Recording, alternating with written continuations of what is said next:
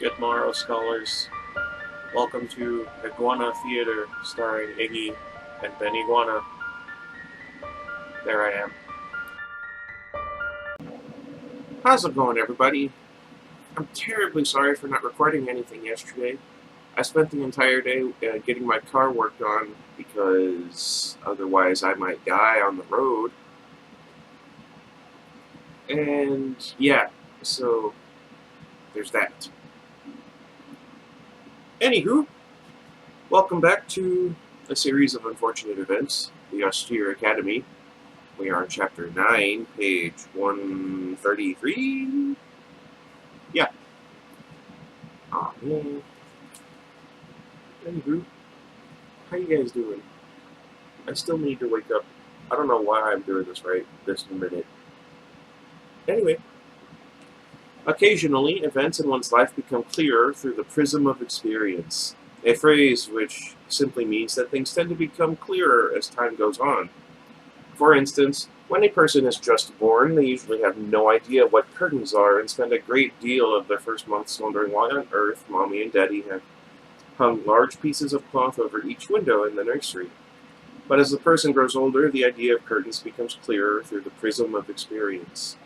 The person will learn the word curtains and notice that they are actually quite handy for keeping a room dark when it is time to sleep, and for decorating an otherwise boring window area. Eventually, they will entirely accept the idea of curtains, and may even purchase some curtains of their own, or Venetian blinds, and it is all due to the prism of experience. I don't know why that sounds way funnier than it should. You know what I mean? Anyway, Coach Genghis's SOAR program, however, was one event that didn't seem to get any clearer at all through the Baudelaire orphan's prism of experience. You know, except obviously for the fact that I've already read this book, discounting that, I don't recall ever hearing this phrase. Anyway, if anything, it grew even harder and harder to understand, because Violet, Klaus, and Sunny became so utterly exhausted as the days, and more particularly the nights, wore on. After the children received their second message from Carmelita Spats, they spent the rest of the afternoon wondering what Coach Genghis would make them do that evening. The Quagmire triplets wondered all along with them, so everyone was surprised. The Baudelaires, who met Genghis out on the front lawn after dinner again, and the Quagmires, who tiptoed out of the recital and spied on them in shifts from behind the archway again, when Genghis began blowing his whistle and ordered the Baudelaire orphans to begin running. The Baudelaires and Quagmires thought that surely Genghis would do something far more sinister than more lapse. Perhaps a lapse in judgment, but, the phrase which here means you make a particularly strange error for yourself rather than like running laps in your head. For instance, my lapse in judgment was to begin reading immediately upon waking up. Anyway, but while a second evening of running laps might have lacked in sinisterity, Violet, Klaus, and Sunny were too exhausted to notice. They could scarcely hear the shrieks of Genghis's whistle and his cries of "keep running" and "another lap" over the sound of their own desperate panting for breath. Oh, good grief. They grew so sweaty that the orphans thought they would give up the entire Baudelaire fortune for a good long shower, and their legs grew so sore that the children forgot, even with their prism of experience, what it felt like to have legs that didn't ache from thigh to toe. Lap after lap, the Baudelaires ran, hardly taking their eyes off the circle of luminous paint that still glowed brightly on the darkening lawn. Some good paint. And staring at the circle was somehow the worst part of all. Wait a minute. As the evening turned to night, the luminous circle was all the Baudelaires could really see, and it imprinted itself into their eyes so that they could see it even when they were staring desperately into the darkness. If you've ever had a flash photograph taken and the blob of the flash has stayed in your view for a few moments afterward, then you are familiar with what was happening to the Baudelaires, except the glowing circle stayed in their minds for so long that it became symbolic. The word symbolic here means that the glowing circle felt like it stood for more than merely a track, and what it stood for was zero.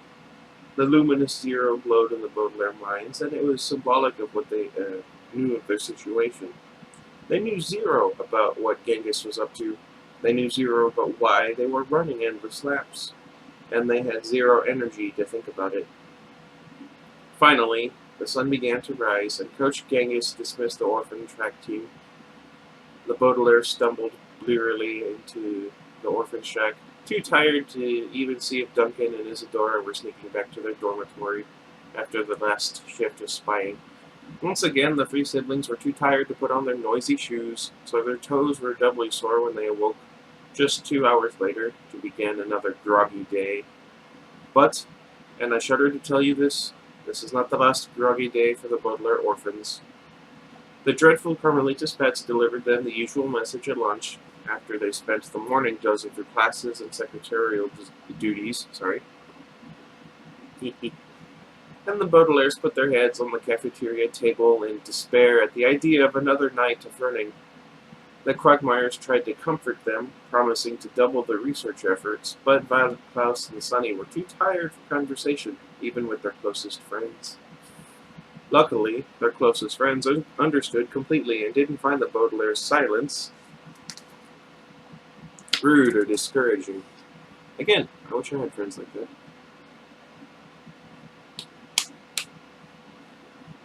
It seems impossible to believe that the three Baudelaires managed to survive another evening of SOAR, but in times of extreme stress, one can often find energy hidden in even the most exhausted areas of the body.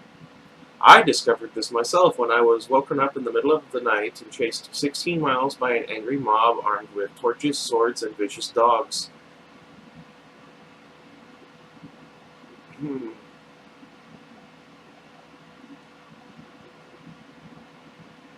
I want to know the story behind that. And the Baudelaire orphans discovered it as they ran laps, not only for that night, but also for 6 nights following. This made a grand total of 9 SOAR sessions, although grand would seem to be the wrong word for endless evenings of desperate panting, sweaty bodies, and achy legs. For 9 nights, the Baudelaire brains were plagued with the symbolic luminous zero glowing in their minds, like a giant donut of despair. Donuts. As the Baudelaire orphans suffered, their schoolwork suffered with them. As I'm sure you know, a good night's sleep helps you perform well in school. And so if you are a student, you should always get a good night's sleep unless you have come to the good part of your book. And then you should stay up all night and let your schoolwork fall by the wayside. A phrase which means flunk. In the days that followed, the Baudelaires were much more exhausted than somebody who had stayed up all night reading, and their schoolwork did more than fall by the wayside. It fell off the wayside, a phrase which here has different meanings for each child. For Violet, it meant she was so drowsy that she did not write down a single word of Mr. Romora's stories. For Klaus, it meant that he was so weary that he didn't measure a single one of Mrs. Bass's objects. And for Sunny, it meant that she was so exhausted that she didn't do anything Vice Principal Nero assigned her to do. The Baudelaire orphans believed that doing well in school was extremely important, even if the school happened to be run by a tyrannical idiot. It happens a lot. That's actually really poignant. A phrase which here means speaks volumes about the current state of the Union, considering who our president is. But they were simply too fatigued from their nightly laps to do their assigned work. I have allergies. Before long, the circle of luminous paint was not the only zero the Baudelaire saw.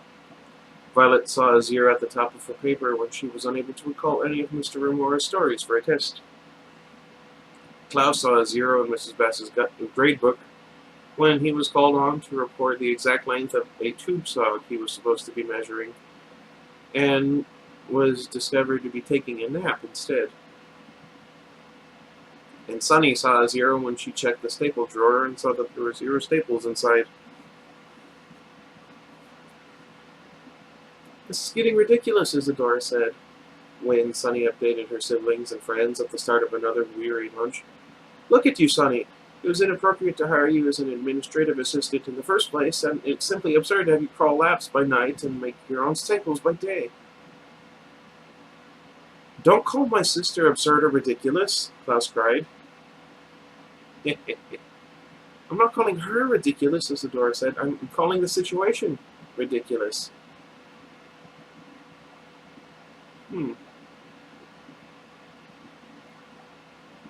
Yeah? Did I say that right?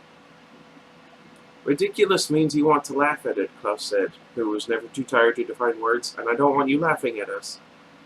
"I'm not laughing at you," Isadora said. "I'm trying to help." This is not going to end well. Klaus snatched his drinking glass from Isadora's side of the table. "Well, laughing at us doesn't help at all, you cake sniffer. I feel like I missed something. Did I say I'm trying to help? Anyway." Isadora snatched her silverware from Klaus's hands. "Calling me names doesn't help either, Klaus." "Mum-dum!" Sunny shrieked. "Oh, stop it, both of you," Duncan said. "Isadora, can you see that Klaus is just tired? And Klaus, can you see that Isadora is just frustrated?" Klaus took off his glasses and returned his drinking glass to Isadora. "I'm too tired to see anything," he said. "I'm sorry, Isadora. Being tired makes me crabby, because there are crabs in the orphan shack. In a few days I'll turn as nasty as Carmelita spats, if you aren't already." Isadora handed her silverware back to Klaus and patted him on the hand in forgiveness. "You'll never be as nasty as Carmelita spats."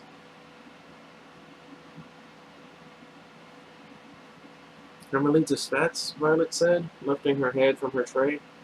She had dozed through Isadora and Klaus's argument, but woken up at the sound of the special messenger's name.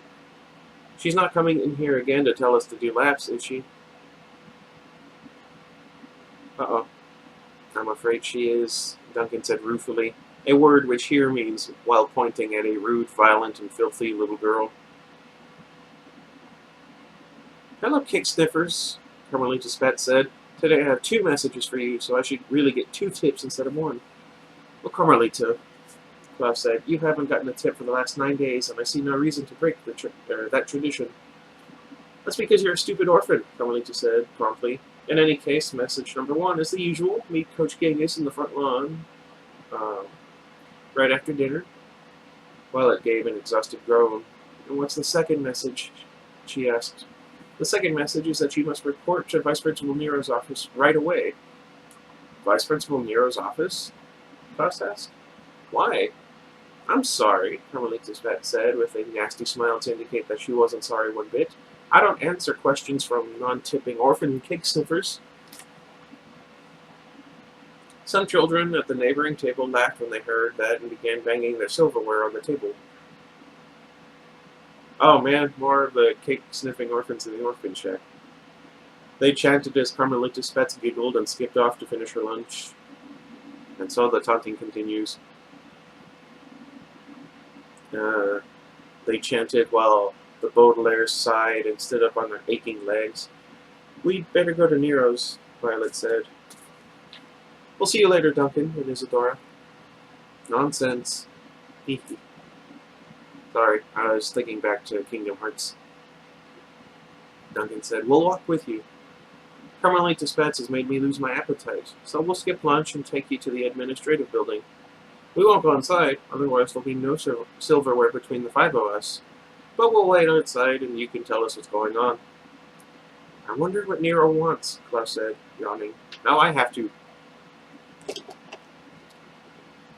"Maybe he's discovered that Genghis is really Olaf all by himself," Isadora said, and the Baudelaires smiled back. They didn't dare hope that this was the reason for their summons to Nero's office, but they appreciated their friend's hopefulness. The 5 children handed their scarcely eaten lunches to the cafeteria workers, who blinked at them silently from behind their metal masks, and walked to the administrative building. The Quagmire triplets wished the Baudelaires luck, and Violet, Klaus, and Sunny trudged up the steps to Nero's office.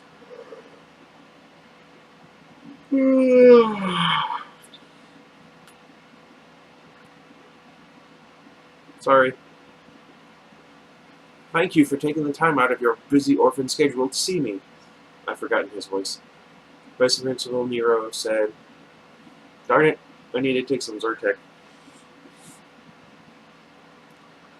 I'm not sponsored by Zyrtec.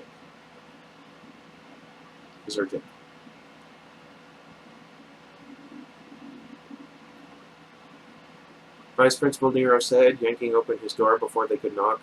Hurry up and come inside. Every minute I spend talking to you is a minute I could spend practicing the violin, and when you're a musical genius like me, every minute counts. The 3 children walked into the tiny office and began clapping their tired hands together as Nero raised both his arms in the air. There are 2 things I want to talk to you about, he said when the applause was over. Do you know what they are? No, sir, Violet replied. No, sir, Nero mimicked, although he looked disappointed that the children hadn't given him a longer answer to make fun of. Well, the first one is that the 3 of you have missed 9 of my violin concerts, and each of you owes me a bag of candy for each one. 9 bags of candy times 3 equals 29. Wait, what?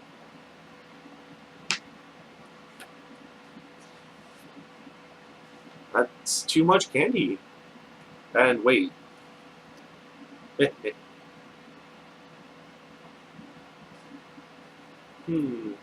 What's that doing? In addition, Carmelita Spats has told me that she has delivered 10 messages to you. If you include the 2 she delivered today, and that you've never given her a tip, that's a disgrace. Now, I think a nice tip is a pair of earrings with precious stones, so you're 10 pairs of earrings. What do you have to say about that? The Baudelaire orphans looked at one another with their sleepy eyes. They had nothing to say about that. They had plenty to think about that. That they'd only missed Nero's concerts because Coach Genghis had forced them to. That 9 bags of candy times 3 equals 27, not 29. Anyway. And that tips are always optional and usually consist of money instead of earrings. But Violet, Klaus, and Sunny were too tired to say anything about it at all. This was another disappointment to Vice Principal Nero, who stood there scratching his pigtails, waiting for one of the children to say something that he could repeat in his nasty, mocking voice. But after a moment of silence, the Vice Principal went on to the second thing. The second thing, he said going on, is that the 3 of you have become the worst students at Prufrock Preparatory School. What? Have become the worst preparatory school has ever seen. Violet, Mr. Remar tells me that you have flunked a test. Klaus, Mrs. Best reports that you can scarcely tell one end of a metric ruler from another. And Sunny, I've noticed that you haven't made a single staple. Mr. Pope told me you were intelligent and hard-working children, but you're just a bunch of cake sniffers. At this, the Baudelaires could keep quiet no longer. We're flunking school because we're exhausted, Violet cried. And we're exhausted because we're running laps every night. Klaus cried. Luca! I don't know. Sunny shrieked, which meant, so yell at Coach Genghis, not us. Vice Principal Nero gave the children a big smile, delighted that he was able to answer them in his favorite way. We're flunking school because we're exhausted, he squealed. And we're exhausted because we're running laps every night. Luca! I've had enough of your nonsense. Nonsense. Prufrock Preparatory School has promised you an excellent education, and an excellent education you will get, or in Sunny's case, an excellent job as an administrative assistant. Now I've instructed Mr. Remar and Mrs. Bass to give comprehensive exams tomorrow. Large tests on absolutely everything you've learned so far. Violet, you'd better remember every detail of Mr. Remar's stories. And Klaus, you'd better remember the length, width, and depth of Mrs. Bass's objects, or I will expel you from school. Also, I found a bunch of papers that need to be stapled tomorrow. Sunny, you will staple all of them with homemade staples, or I will expel you from your job. First thing tomorrow morning, we will have the test and the stapling, and if you don't get A's and make enough staples, You'll leave Prufrock Preparatory School. Luckily for you, Coach Genghis has offered to homeschool you. That means he'd be your coach, your teacher, and your guardian all in one. It's a very generous offer, and if I were you, I'd give him a tip too, although I don't think earrings are appropriate in this case.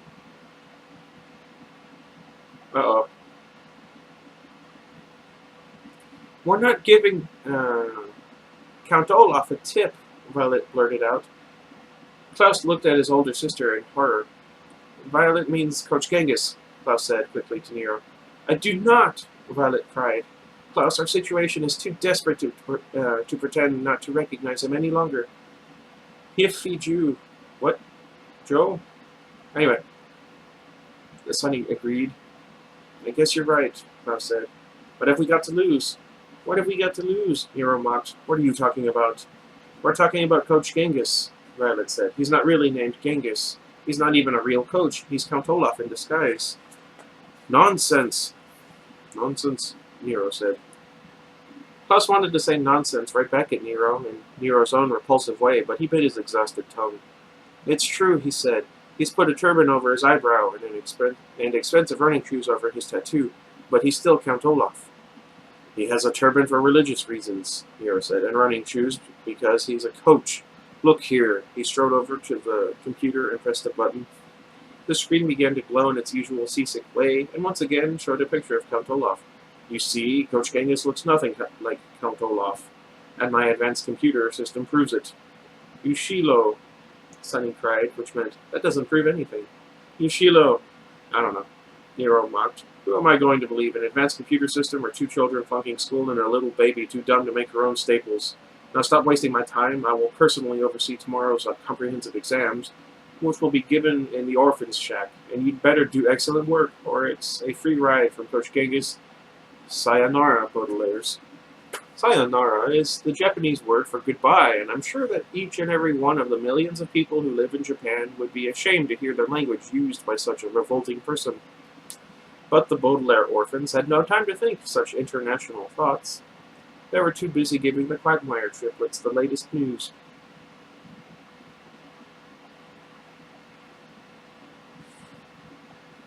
Whew. Gosh darn it. This is awful, Duncan cried as the 5 children trudged across the lawn so they could talk things over in peace. There's no way you can get an A on those exams, particularly if you have to run laps tonight. This is dreadful, Isadora cried. There's no way you can make all those staples either. Huh, maybe getting them homeschooled was his idea all along? I don't know. This is dreadful, Isadora cried. There's no way you can make all those staples either. You'll be homeschooled before you know it. Coach Genghis won't homeschool us, Violet said, looking out at the front lawn where the luminous Zero was waiting for them. Sorry. He'll do something much, much worse. Don't you see? That's why he's made us run all those laps. He knew we'd be exhausted. He knew we'd flunk our classes or fail to perform our secretarial diseases. No, never mind. Duties. He knew we'd be expelled from Prufrock Prep, and then he could get his hands on us. Klaus groaned. We've been waiting for his plan to be made clear, and now it is, but it might be too late. It's not too late, Violet insisted. The comprehensive exams aren't until tomorrow morning. We must be able to figure out a plan by then. Plan, Sonny agreed.